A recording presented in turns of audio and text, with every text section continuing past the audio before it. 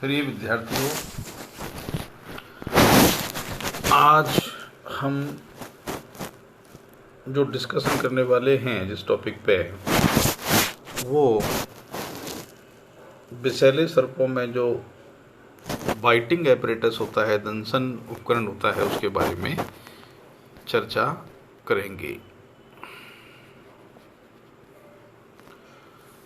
विषैले सर्प का प्रमुख लक्षण दंशन की उपकरण की उपस्थिति है। यानी कि जो विषैले सर्प होते हैं उनमें पहला जो लक्षण होगा वो हम मान के चलेंगे कि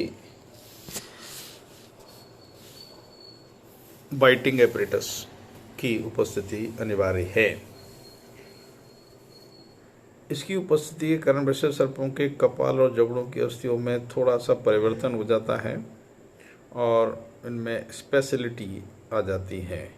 जैसे मैग्जिला है, स्क्वैमोजल है, क्वाड्रेट है, टेरिगोइड है, पैलेटाइन है, एक्टोटेरिगोइड।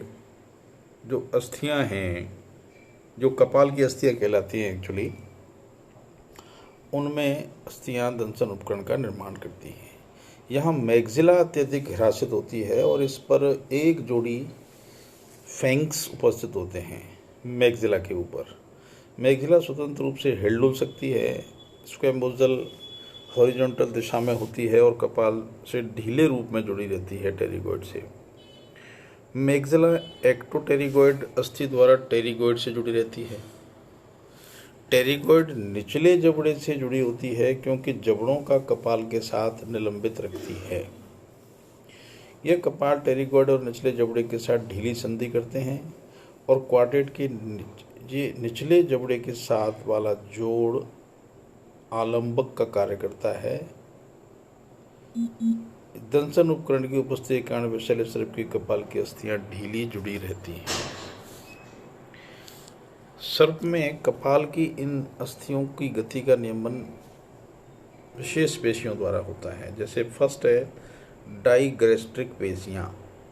ये पेशियां स्क्वैमोजल और टेरिगोइड के जुड़ने के स्थान से निचले जबड़े तक फैली रहती हैं और जबड़ों के खुलने और बंद होने की क्रिया को कंट्रोल करती हैं। जैसे डायग्राम में आपको ये दिखाई दे रहा है, शीत होती है उसकी, फैंक्स जो दिखाई दे रहे हैं आपको, दो फैंक्स दिखाई दे रहे हैं, यानी कि जो अपन कह सकते हैं कि काटने वाले, बॉडी के अंदर प्रवेश करने वाले जो ओरिफिस ऑफ फैंक्स जो हैं। पॉइजन डक्ट ऊपर दिखाई दे रही है फ्रंट पे, poison duct at base of fangs. Curved teeth नीचे दिखाई दे रहे हैं आपको, टंग दिखाई दे रही है आपको और पॉइजन ग्लैंड आपको दिखाई दे रही है। तो ये एक सिंपल स्ट्रक्चर इसकी मिलती है। रसेल वाइपर और कोबरा के विस्तृत निचले जबड़ों के सामान्य दांत। ये जो चित्र है ये दर्शा रहा है कि रसेल वाइपर और कोबरा का अलग अलग जो पॉइंट ऑफ व्यू है, सामान्य दांतों की जो स्ट्रक्चर है वो बताई जा रही है। और विषैले और विषैले सर्प के काटने के बाद छोड़े निशान, ये नॉर्मल टीथ हैं, ये फैंक्स हैं। तो फैंक्स के दो बड़े निशान इसमें पाए जाएंगे, ये वाले आपको दिखाई दे रहे हैं। ये जो दो निशान फैंक्स जो लिखा हुआ है, ये निशान अगर मिलते हैं तो विषैले सर्प की निशानी है। दूसरी जो पेशी है वो स्फिनोटेरिगोइड पेशियां हैं। ये ऑर्बिटो स्फिनोइड भाग से निकल करके टेरिगोइड की पृष्ठ सतह से जुड़ी होती हैं। ये मैग्जिला के गमन को कंट्रोल करती हैं एवं इसके द्वारा मैग्जिला 90 डिग्री पर घूम जाती है और विस्तंत सीधा खड़ा हो जाता है। तो जैसे वो काटने की स्थिति में होता है तो 90 डिग्री पर वो घूम जाता है, विस्तंत सीधा खड़ा हो जाता है। टेम्पोरल पेशियां, ये स्फिनोइड भाग से निचले जबड़े तक फैली रहती हैं। इन पेशियों के सिकुड़ने से निचला जबड़ा ऊपर आ जाता है और मुख बंद हो जाता है। टेम्पोरलिस पेशियाँ।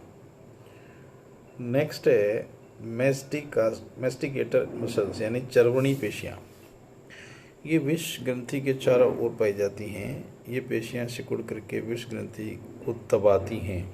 जैसे दबाएंगी तभी वो जहर है, वेनम है, तभी वो उससे बाहर आएगा।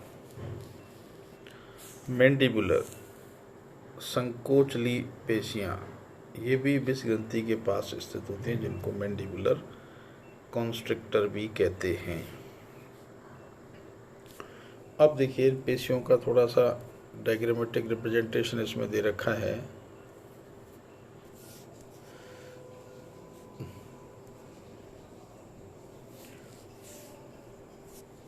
जैसे प्री फ्रंटल भाग है इसका, जिसमें प्री मैक्सिला है, पैलेटाइन है, फेंग है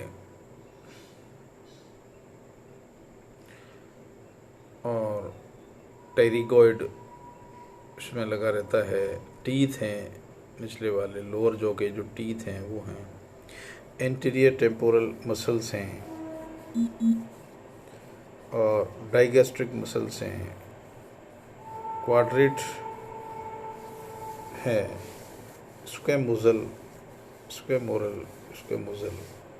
मसल्स हैं और स्पेनोप्टेरिगॉइड मसल्स हैं, एक्टोप्टेरिगॉइड मसल्स हैं। तो ये टोटल मसल्स का एक डायग्रामेटिक रिप्रेजेंटेशन इसमें दर्शाया गया है, जो ये शो करता है कि विभिन्न प्रकार के पेशियों के समन्वित कार्यक्रम से ये बाइटिंग का कार्य करता है। तो हम ये कह सकते हैं कि बाइटिंग का कार्य एक फिजियोलॉजिकल स्ट्रक्चर के साथ, मसल्स के साथ ये कार्य संपन्न होता है, जिसमें से हमने आपको 4 पेशियों के नाम गिनाए थे। पुनः इसको एक बार देख लें। स्फेनोटेरिगॉइड पेशियाँ, टेम्पोरलिस पेशियाँ, चर्वणी पेशियाँ, मैंडिबुलर संकोचनी पेशियाँ। तो इन पेशियों में के द्वारा ये कार्य संपन्न किया जाता है। इस तरह बच्चों आपने ये समझा कि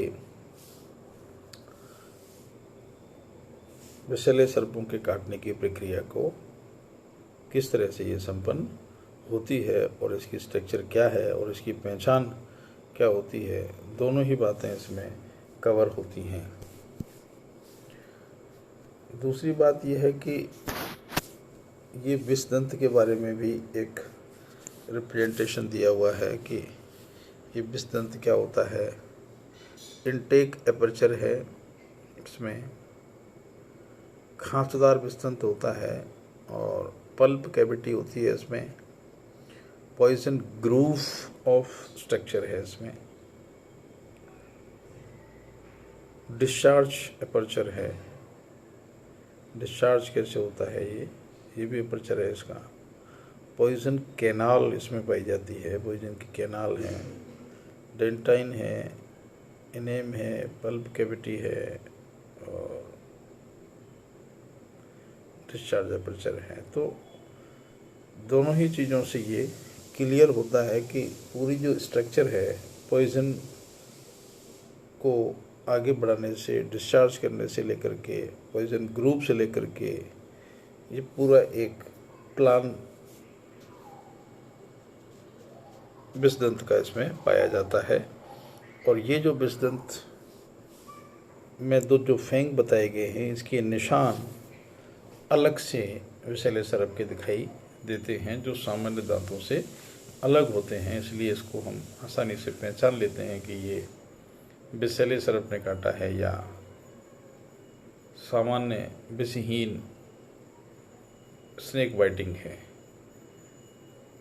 तो ये इसकी डिटेल स्ट्रक्चर है।